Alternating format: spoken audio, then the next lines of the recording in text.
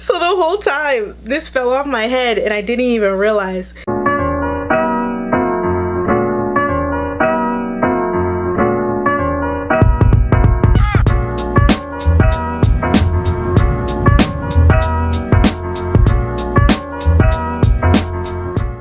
Hello everybody, welcome back to my channel. It's your girl Whitney, and today we are back at it again with another Moving Up Monday. So today I want to talk about, I'm gonna kind of strip myself. I don't like doing this. I don't even want to talk about this anymore, and I haven't even started talking, but I want to strip myself clean and be bare and to let you guys know this little part about me. So today we're going to be talking about dealing with how I handle my anxiety. And the reason why I wanted to talk about this with as far as the segment of part of the Moving Up Monday is because I wanted to let everyone know that you're not alone. And even if you don't have anxiety, but you suffer from, maybe like, I feel like everyone has some sort of anxiety with different situations, whether that be, a mental disorder, or I don't know the correct term, so I don't want to say anything that's wrong, but like whether it's like an actual mental condition or it's just a moment that someone has. These are the couple tips that I have that would help you first recognizing where it comes from, how to handle it, analyzing it, and how to avoid it. I know that's just four, but this is what I do. So if you guys are interested, then keep on watching. So on these couple tips, I'm just gonna let you guys know what I do. So first, I had to take the initiative to get outside of my comfort zone. And with that, I had to say, okay, Whitney, learn your triggers. And so a couple things that were my triggers were public speaking. Because, okay, my thing is mainly social anxiety. So large crowds, being put like in close environments with people, or just even by myself, like in an elevator, if I'm by myself, I don't like it. Or if I go into a place like a movie theater and it's dark and everything like that, I have to make sure I know where my exits are. And so that's a little bit of something that I have to, like, I had to learn this for myself in order to know, like, okay, calm down, like, you're all right, you know where they are, and you don't have to freak out. And even if you don't know where they are, or you don't know what's going to happen next, it's okay. And so this leads me to my next point of where I also had to learn and understand that I just cannot control everything.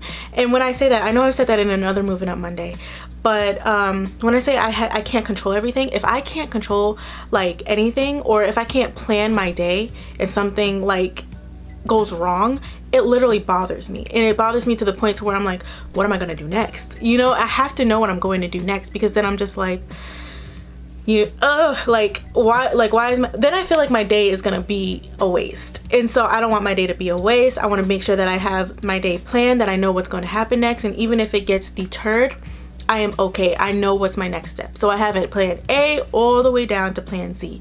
And sometimes, I've gotten to the point to where I just don't know. And I had to put myself in that uncomfortable environment, mentally, because I had to be okay with, like, there's some things that you're just not going to know. Especially since, like, I'm taking the LSAT and I'm, like, trying to go to law school. There's going to be a lot of, like, say I'm an attorney and then I have a random case, right? In those cases, you can get hit, like, randomly with things that you never even known. And like, I want to be comfortable with that now, so that way it doesn't completely deter me when I get put in that sort of situation.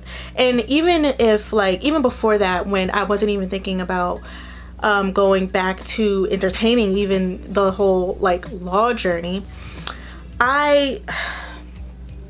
the way that I came to this sort of conclusion is that I was seeing a counselor, and he was telling me, like, when you hold on to a bottle so tight, you end up losing yourself, because you're so confined to maintaining the certain, I don't remember what he said specifically, but maintaining the certain status or the certain pull or a certain hold onto something or someone, that you lose yourself in the process, because you're no longer thinking about your health. You're no longer thinking about your mental stability.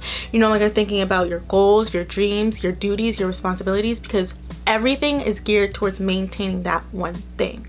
And that's not good. That's not healthy. So while I'm like holding on tight to being, planning my day and knowing what's going to happen next and not letting anything deter that, I lost myself in the process. And I've also done that in other areas of my life as well, where I learned that like, wow, this is an element of my anxiety. Oh my gosh. Like there's a lot of things that you have to learn with as far as continuing forward with having a healthy mental state, because it is kind of difficult, because it's not like you see it from the outside. It's not like everyone will know when they first look at you like, oh, that person has anxiety, that person has public speaking anxiety, that person has generalized anxiety. Like you don't know, you don't see it off of anybody. So like, and even if you can't see it, the point of saying that is just like, it's not easily detectable. So even, you know, me myself, I didn't know.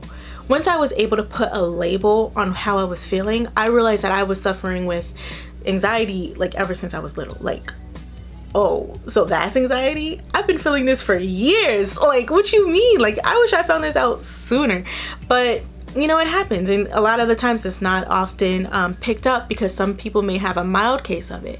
And so the reason why I'm kind of branching off and saying like to understand that you can't control everything is because there are, first off, you're probably not going to find out till later. And you know, it's a blessing to find out when you're young, because then you obviously are conditioned to learning how to handle it, for one. For two, learning to handle your mental state better obviously is going to be protruded to anything else that's outside. So if you handle your mental state negatively, you're going to be an angry person, or you're going to be a negative person, or anything that happens to you, you're going to handle it negatively, as opposed to the opposite, right? Like if you handle it positively, then the same, vice versa. You know what I'm saying? Like everything that comes out of you is going to be handled positively. I know that with me handling my own personal anxiety, I've come to the point to where I am able to handle different situations that may not even induce anxiety. I handle that very well. So say some stranger randomly gets mad at me because I cut them off driving or something like that, where I would like be scared, like, oh my God, like what are they going to do to me? Or the more realistic option, to pop off back. Like I'm more so like, okay, Whitney, it ain't that big a deal. Move out of the way, let them get in front of you, let them say their piece or whatever, and continue forward. Because what are they going to do? What are they going to do? You're going to hit me? Then that'll be a real problem, and you can just call the police, right? And so with that being said, there's just like, learning how to handle your mental state does help in other avenues of your life. And that is the point of me saying this. That is really the point of this whole video, to understand that like, yes, we may suffer with this sort of illness. We may suffer with mild, extreme, whatever case it may be, of different deficiencies, disabilities, whatever it may be. Hopefully this can apply to any other area, right? So whatever that may be, it can also translate to the person that you're becoming. Why? Because you can handle different situations, right? You can handle harder situations, and you know what to do when you're put in an uncomfortable situation, because having anxiety is not exactly comfortable. This ultimately brings me to my next point of keeping a positive attitude. And that kind of sounds cliche, because, you know, a lot of people are just kind of like, sometimes some people don't really understand what anxiety is, or what depression is, etc. Right? So like, oh, I'm feeling sad. Well, stop being sad. Wow, thanks. Or, oh, I'm really stressed out. I'm really anxious about this certain situation. I can't stop worrying about it. Stop worrying. And those type of like advice, quote unquote, I put air quotes around that, because it's like, it's not advice. Thank you for telling me to stop worrying when I really can't help it.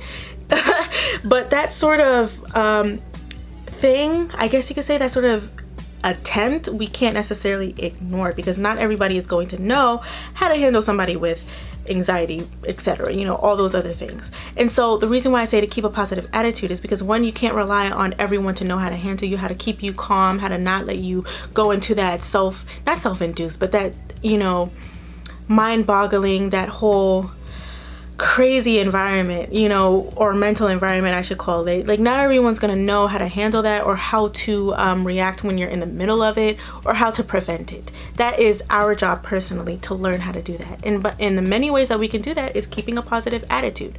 One, keeping a positive attitude. Two, going to see somebody who specializes in that. I hate the stigma around therapy or counseling, because it's just like, oh, only people with super bad problems go there. No. Everyone, literally everyone and anyone should see a counselor at least, like, I'd say 4 times a year. I think it's very helpful. Honestly, I personally love going. And even though I feel like I don't necessarily need a counselor at the moment, I feel like I have my anxiety about 80% you know, under wraps. I feel like I kind of understand where it's coming from, about 80%. And even though that's not really a lot, that's a low B, I think that like continuing forward, I would be able to grasp it more by myself. However, I continue going to my therapist, one, because I genuinely love her. She's pretty much awesome. I love talking to her. Two, it gives me a release, right? And so I feel like a part of the reason why I'm able to handle my anxiety so well is because I have the privilege of having a release. Like, I do not have to 100% put it on someone like my boyfriend or put it on my friends 100%, because that is a lot on somebody. And so speaking to a therapist who genuinely wants to hear what I'm saying, and don't think of like, oh, you're paying them to listen to your thoughts.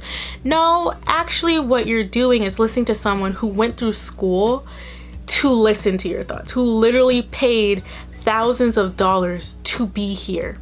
So really and truly, we're not paying them. We are paying them, but like really and truly, you have to stop thinking about like we're not paying them to listen, because they're not listening because you're giving them money. They're listening because they genuinely care. And so with that being said, and I feel like the whole money incentive part of it is because they need to make a living as well. Like, if we do anything, if we work, we got to make a living. So like, why can't they make a living? Why can't they be there for our ears, or not our ears? Why can't they be our ears and listen to us and like give them a payment as well? Because, you know, they do need to have a living, and that's us saying thank you in a way. I know that kind of went off on a tangent, but the whole point of my whole going to go see a therapist option is because I know it may not work for everyone. However, I know it will work for someone, and I'm just telling you to try new things. And three, I want you to be able to list your triggers. What is hurting you? What is causing you to jump into these, you know, panic attacks? And a lot of times it's kind of hard to figure out what are your triggers, because it's like, it could just be random. Like, you could just be walking down the street and randomly have a panic attack. I know one time I was at work and I was making tea, and then I was coming to my desk, and I was turning the corner, and all of a sudden I had a panic attack. And I was like, I was not in any sort of, I mean, I guess I wasn't in a social environment, you know, because I'm at work, but like I was literally walking to my desk, and it was literally like 2 turns from the lounge. It was not far at all. And then all of a sudden I found myself holding on to the wall and being like, damn, like it happens, it's random. So what can we say was the trigger there? You don't always know. And that's the really hard part about learning about your mental state, is because sometimes you just don't know. But guess who's gonna know more about it than everybody else? You should know more about it than anybody else. And that's just the whole point of this video, guys. Hopefully I helped you out in any way that I can. Don't forget, I'm trying to start this new segment on my channel called A Writer's Scope, where you send in your advice, not your advice, but you send in whatever it is that you need help with, whether it be advice with relationships, school, resumes, cover letter, etc., whatever else that you need. I will hopefully give the best advice that I can in an upcoming video. So what the point of it is that I will read your email. I will keep it all anonymous. Don't think that I will like tell everybody your business. Unless you want to, then I will. But if you don't say anything, then I will keep it all anonymous, and I will give you advice through this video. So my email is on the screen, and if you don't see it on the screen, it's definitely down in the description box below. While you're down there, don't forget to hit the like button, hit the subscribe button, so you never miss when I post a new video, and don't forget to turn on your post notifications. Thanks, guys, and I'll see you next week.